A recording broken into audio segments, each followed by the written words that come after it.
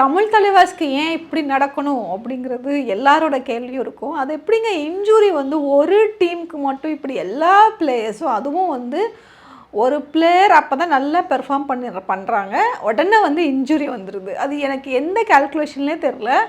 மாசானமுத்து ஒரு ஒரு மேட்ச்சில் நல்லா வின் பண்ண வச்சார், அடுத்த மேட்ச்சில் அவர் நல்லா பெர்ஃபார்ம் பண்ணுவார், அடுத்தடுத்த மேட்ச்சில் நம்மளுக்கு வந்து ஒரு வின்னிங் ஸ்ட்ரீக் கொடுப்பாரு அப்படின்னு நம்ம எக்ஸ்பெக்ட் பண்ணுற நேரத்தில் அவர் இன்ஜுரி.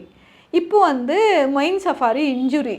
அதுவும் வந்து எல்லா பிளேயர்ஸும் வந்து ப்ராக்டிஸில் வந்து இன்ஜூர் ஆகுறது எனக்கு புரியலைங்க. ஏன்னா இப்போ நீங்கள் கிரவுண்டில் மேட்ச் ஆடுறீங்க, அப்போ இன்ஜுரி நம்ம அதை பார்க்குறோம். ஆனால் மேட்ச் ப்ராக்டிஸில் வந்து ஏன் வந்து இவ்வளோ இன்ஜுரி இருக்குது? இப்போது ஒரு பிளேயர்னால் பரவாயில்ல, மாசானமுத்துவும் வந்து நல்லா விளாண்டுட்டு இருந்தார், அடுத்த மேட்ச்சுக்கு வரல, கேட்டால் இன்ஜுரி.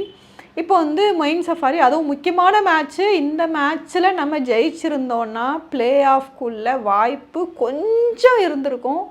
அந்த மாதிரி இம்பார்ட்டன்ட் மேட்ச்சில் மொயின் சஃபாரிக்கு இன்ஜுரி எனக்கு புரியவே இல்லை. எது எப்படி ஒரு டீமில் இவ்வளோ இன்ஜுரி? நரேந்தர் இன்ஜுரி, அப்புறம் வந்து சாகர் இன்ஜுரி, அப்புறம் வந்து மாசானமுத்து இன்ஜுரி, இப்போ வந்து மொயின் சஃபாரி இன்ஜுரி, விஷால் சாகல் அவரு இன்ஜுரி. என்ன நடக்குது? இது நிஜமாவே வந்து இன்ஜுரியா, இல்லைனா பிளேயர்ஸே ரொம்ப டிமோட்டிவேட் ஆகிடுறாங்களா, இல்லை என்ன நடக்குது, இல்லைனா கோச் ஏதாவது பண்ணுறாங்களா? ஒன்றுமே புரியலங்க. அது எப்படி 5-6 இன்ஜுரி வந்து ஒரே மேட்ச்சில், ஒரே டோர்னமெண்ட்டில், ஒரே டீமுக்கு இருக்குது. இப்போ மற்ற டீம்ஸ்லாம் ஆடுறாங்க, சில பிளேயர்ஸ்லாம் வந்து சிங்கிள் ரைடராக இருந்து அந்த டீமுக்கு ஃபுல்லாக ஆடுறாங்க, சிங்கிள் டிஃபெண்டராக இருந்து ஃபுல்லாக அந்த கேமே முடிச்சு கொடுக்குறாங்க. அவங்களுக்குலாம் வந்து இந்த அளவுக்கு ஐ மீன் இன்ஜுரி வரக்கூடாதுன்னு நான் சொல்லலை, இன்ஜுரி வரும், அதை நம்ம தவிர்க்க முடியாது.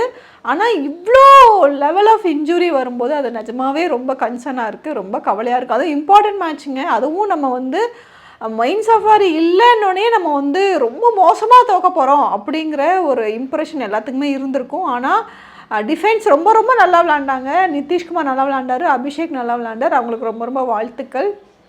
அவங்களால தான் இப்போ வந்து 7 பாயிண்ட் டிஃப்ரென்ஸில் தான் தோற்றுருக்கோம்.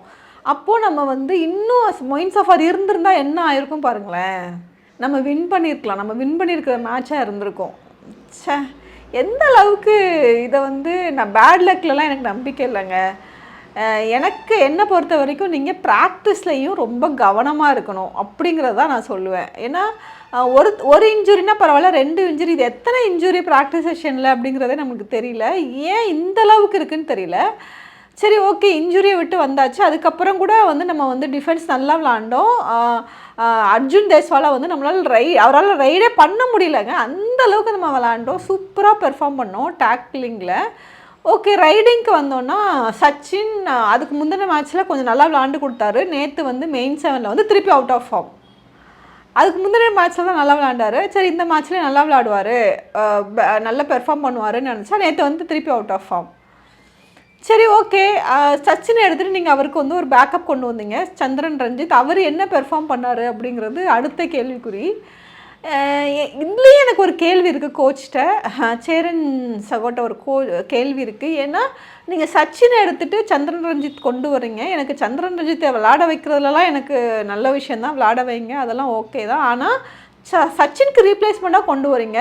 இதுக்கு முன்னாடி ஜேபிபியில் நடந்த மேட்ச்சில் சச்சின் தான் பயங்கரமாக விளாண்டு நம்மளுக்கு வந்து டை வாங்கி கொடுத்தாரு. அதுக்கு முந்தின மேட்ச்லேயுமே நல்லா விளாண்டார் சச்சின். ஸோ இப்படி இருக்கும்போது ஏன் எந்த கான்டெக்ஸ்டில் நீங்கள் வந்து சச்சினுக்கு பதிலாக சந்திரன் ரஞ்சித்தை கொண்டு வந்தீங்க அப்படின்னு எனக்கு தெரியல. சந்திரன் ரஞ்சித் நல்லா விளாண்டாருனாலும் கூட பரவாயில்ல, அவருக்கும் இன்ஜுரி இருக்குது, அவராலையும் 100% பெர்ஃபார்ம் பண்ண முடியாத நிலமையில தான் இருக்கார். அப்போ சரி, ஓகே, கொஞ்சம் அவுட் ஆஃப் ஃபார்ம் இருந்தால் கூட அவர் வந்து சச்சின் வந்து ரெக்கவர் ஆகிறதுக்கு வாய்ப்பு இல்லையா? வாய்ப்பு இருக்குல்ல. அப்புறம் எப்படி நீங்கள் வந்து சச்சினை வந்து தூக்கிட்டு சந்திரன் ரஞ்சித்தை கொண்டு வந்தீங்க? அவர் சந்திரன் ரஞ்சித் ஃபார்மில் இருந்தார், நல்ல ரீப்ளேஸ்மெண்ட்னா கூட பரவாயில்ல, இல்லைன்னா நமக்கு கொஞ்சம் க்ளோஸாக மேட்சை கொண்டு போனாருன்னா கூட பரவாயில்ல. அவரோட பாடி லாங்குவேஜுமே நேற்று வந்து ரொம்ப கான்ஃபிடெண்ட்டாக இல்லை. அந்த கான்ஃபிடென்ட் இல்லாதப்போ நீங்கள் வந்து சச்சினையும் சந்திரன் ரஞ்சித்தையும் ரீப்ளேஸ் பண்ணிங்க. அதோட அவுட்கம் வந்து ரொம்ப மோசமாக இருந்துச்சு. அதுக்கு வந்து சச்சின்கே வாய்ப்பு கொடுத்துருக்கலாமே. அந்த ரீப்ளேஸ்மெண்ட்டில் என்ன ஃப்ரூட்ஃபுல் எஃபெக்ட் இருந்துச்சு அப்படிங்கிறதே தெரியல. ஸோ ஆக மொத்தம் நேற்று தோத்ததின் மூலமாக நாம் பிளே ஆஃப்லேருந்து வெளியில் போகிறோம். வாய்ப்பே கிடையாது நம்ம பிளே ஆஃப்க்கு. யோசித்து பாருங்கள், அதுக்கு போன வருஷத்துக்கு முந்தின வருஷம் வந்து பவன் இன்ஜுரி அப்படி அதை வச்சு நம்ம போயிட்டோம். ஆனால் கூட பிளே ஆஃப் போனோம். ஆனாலும் நம்மளால் வந்து செமிக்கு போக முடியல. போன வருஷம் வந்து கோச் இஷ்யூ அசன்குமார் வச்சு செஞ்சார் நம்ம டீமை. ரொம்ப ரொம்ப மோசமான கோச்சாக இருந்தார். நம்ம கோச்சை மாற்றணும் அப்படிங்கிறது நம்மளோட டிமாண்டாக இருந்துச்சு. சரி, கோச்சை மாற்றிட்டோன்னா தமிழ் தலைவாஸ் நல்லா விளாடுவாங்க, சூப்பராக விளாடுவாங்க அப்படிங்கிற ஒரு பெரிய கான்ஃபிடென்ட்டாக இருந்தோம். ஸோ இந்த வருஷம் ஸ்டார்டிங்கில் பாருங்கள் சூப்பராக விளாண்டாங்க. ஸ்டார்டிங்லேயே புனேரிப்பட்டனை தூக்குனாங்க, தெலுங்கு டைட்டன்ஸை தூக்குனாங்க.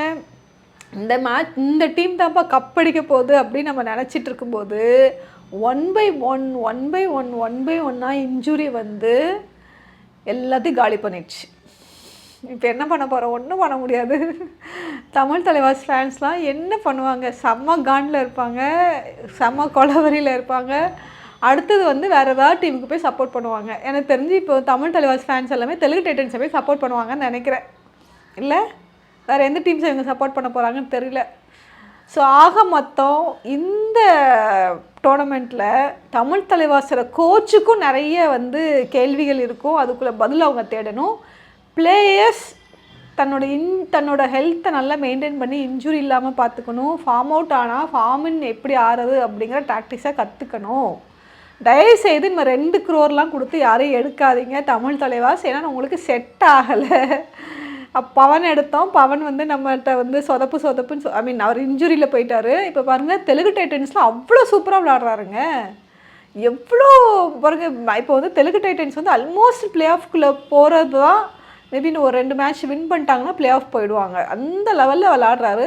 ருத்தான் தாண்டம் ஆடுறாருன்னு சொல்லணும் தெலுங்கு டைட்டன்ஸ்க்கு பவன். ஆனால் நமக்கு என்ன நடக்குதுன்னு பாருங்கள்.